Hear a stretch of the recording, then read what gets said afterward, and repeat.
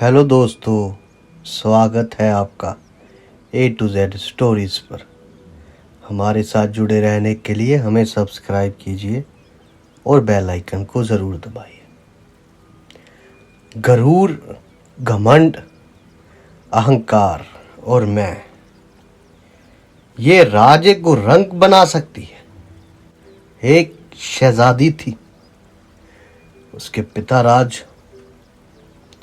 पिता राजा और शहजादी ऐसी खूबसूरत कि जिसे देखकर हर कोई मोहित हो जाए। लेकिन अमीर थी, दौलत का घमंड था उसको, और यदि घमंड दिया गया है तो घमंड को मिटाने के लिए भी कोई ना कोई रास्ता जरूर होगा। अब राजा कोशिश में जारी है कि बेटी की शादी किस तरीके से करूं, क्योंकि बेटी तो आदमी को आदमी ना समझे, वो तो अपनी ही मौज में घमंड को भी झूमने लगी। वो अपने अहंकार में झूमने लगी, जिस किसी को देखे इनकार कर दिया करे। तो राजा ने कहा, बेटी कि यहाँ एक वक्त होता है जो वक्त शादी का हो, और यदि वो वक्त गुजर जाए तो शादी नहीं हो पाती, फिर तो सेवक ही रखने पड़ेंगे। तो मैं एक स्वयंवर तेरे लिए रचाता हूं, तो तू उसमें से पसंद कर ले। वहां 5 राजे आए, राज्य के राजकुमार और बहुत से और राजा आए, और अपनी बेटी को राजे ने बोला कि तू इन राजकुमारों में से जिसे पसंद करेगी उसी के गले में हार डाल लेना, उसी में तेरी शादी कर दूंगा। पर जो रानी थी वो अहंकार से चूर थी, वो किसी को पसंद क्या करे। जो आंखें हैं उस पे मैं का पर्दा आ गया था। पहले को देखा तो बोली, ये इतना मोटा है, इससे तो खुद का भार नहीं संभलता होगा, मुझे इससे शादी नहीं करनी। उस राजा की बेइज्जती हुई, पर अब करता क्या, चल दिया। दूसरा देखा तो बोली, ये तो पतला ही बहुत है, मुझे इससे शादी नहीं करनी। तीसरा देखा तो बोली, ये तो काला है, इससे शादी नहीं करनी। चौथा देखा तो बोली, ये तो बहुत गोरा है, इससे शादी नहीं करनी। ना तो कोई मोटा था, ना ही कोई पतला, ना कोई काला था, ना ही कोई गोरा। अपने हुस्न की घमंड में इतनी चूर थी वो शहजादी की उसको दिखाई नहीं पड़ रहा था। सब में कोई ना कोई खोट निकाल देती।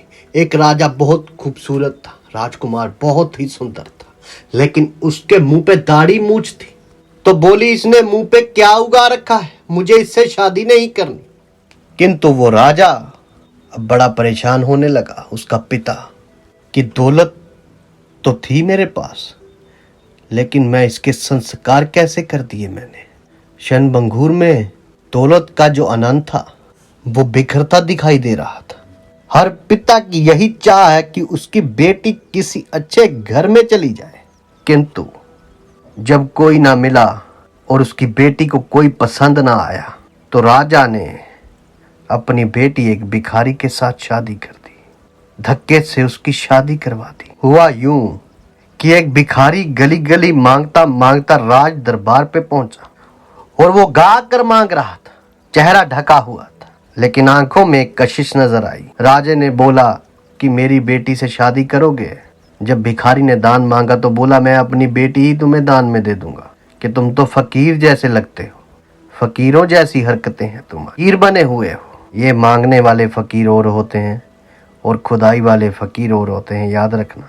तो बेटी को अलविदा किया। जब बेटी को अलविदा किया तो रास्ते में एक महल आया, बहुत सुंदर। तो लड़की बोली, ये किसका महल है? शहजादी बोली। तो वो बोला, जिस राज्य को तुमने मोटा कहकर ठुकरा दिया था, ये उसका महल। लड़की बड़े परेशान हो गई कि मैंने इतने दौलतमंद आदमी को छोड़ दिया। जब दूसरा शहर आया, उसकी चकाचौंध देखी, तो उसने पूछा, इस शहर का राजा कौन है? वो कहने लगे, वही जिनको तुमने काला और गोरा कह के छोड़ दिया था, वो भाई थे, ये उन्हीं का शहर है, वो इसी शहर के राजे थे।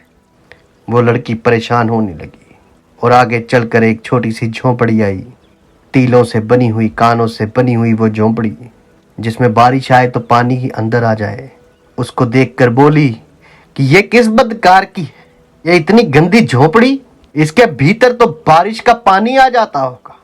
तो वो भिखारी जो फकीर सा लगता था वो कहने लगा, यही मेरी झोपड़ी है, यहीं हम दोनों को रहना है। वो लड़की लगी किस्मत का रोना रोने, वाह रे मेरी किस्मत, कहाँ राज दरबारों को छोड़कर कहाँ इससे शादी करवा दी पिता ने। जब थोड़ा समय गुजरा तो वो फकीर, वो भिखारी कहने लगा कि मुझे भूख लगी है, खाना बनाओ। तो वो बोली, मुझे तो खाना बनाना आता ही नहीं। वो भिखारी बोलने लगा कि तुम इतनी बड़ी हो गई और तुम्हें खाना बनाना नहीं आता, बनाओ खाना। उसको थोड़ा मारा और वो खाना बनाने लगी। जैसा भी खाना बना, सड़ा हुआ कच्चा, उस भिखारी ने खा लिया। जो फकीर का रूप धारण करके आया उसने खा लिया और कुछ समय बाद बोला कि अब मैंने बहुत काम कर लिया है और जो रसद, जो पैसा मैंने इकट्ठा किया था वो तुमने खर्च करवा दिया, अब तो तुम कमाओ। अब वो रानी बेचारी परेशान। शहजादी बोली कि मैंने तो कभी काम ही नहीं किया, मैं क्या बेचूंगी, क्या काम करूंगी। तो वो भिखारी फकीर बोला कि तू ये मिट्टी के बर्तन ले जा, ये बेच के आ बाजार में।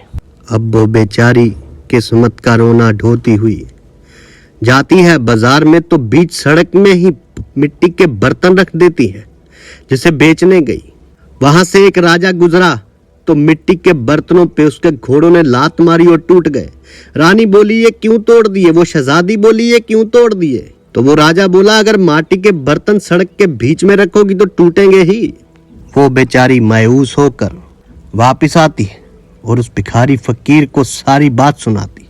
वो भी आगे से कहता है कि अगर रास्ते में रखोगी तो टूटेंगे ही, कि ये तुम्हारे बस की बात नहीं, तुम कहीं नौकरानी का काम करो, कहीं बर्तन साफ करो, कहीं झाड़ू पोछा लगाओ। तो मैं राजा है यहाँ का, उससे पूछता हूँ कि अगर राज दरबार में कोई काम मिल जाए। तो वहां वो काम मिल गया उसे। महीने की तनख्वाह बोल दी गई कि तुम्हें इतना पैसा मिलेगा। फकीर तो खुश था, वो भिखारी तो खुश था, किंतु ये बेचारी रो रही थी, बला का हुस्न अब काम नहीं आ रहा था। तो एक दिन वहां बर्तन मांजती और सामने देखी कि एक सुंदर सा राजकुमार आ रखा और दाढ़ी मूछ भी था उसके। अब रानी को वही सुंदर लग रहा था, उस शहजादी को वही सुंदर लग रहा था, लेकिन उसने मुंह फेर लिया कि मैं तो शादीशुदा हूं। और वो जो राजा था, राजकुमार था, वो पास में आने लगा। तो वो कहने लगी, तुम मेरे पास क्यों आ रहे हो? तो वो राजकुमार बोला, शहजादी मुझे गौर से देख, मैं वही हूं जिसको तुमने ये कहकर ठुकरा दिया था कि इसने मुंह पे क्या उगा रखा है। मेरे साथ ही तुम्हारी शादी हुई, मैं ही वो फकीर भिखारी का रूप बना के तुम्हारे सामने आया था क्योंकि मुझे तुम पसंद थी, किंतु लगता था कि तुम किसी अमीर से शादी ना करोगी। शहजादी ने कह रखा था कि मैं किसी अमीर से शादी ना करूंगी, तो मैंने फकीर भिखारी का रूप बनाया और तुम्हारे राज दरबार में आकर तुमसे शादी की। और अब तुम्हें समझ आई कि यह दुनिया सबके लिए एक जैसी नहीं। हुस्न पर घमंड ना करो, दौलत और हुस्न ये परमात्मा की दी हुई चीजें हैं।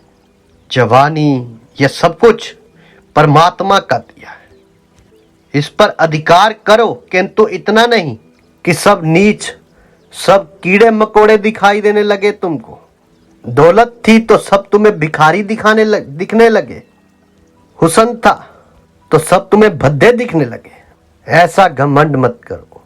यदि आपको हमारी ये कहानियाँ, ये बातें अच्छी लगती हैं तो हमें सब्सक्राइब कीजिए, शेयर कीजिए, लाइक कीजिए और कमेंट आपका बहुमूल्य है दोस्तों। आप सबका धन्यवाद। आप सबके भीतर बसे उस परमात्मा को मेरा प्रणाम।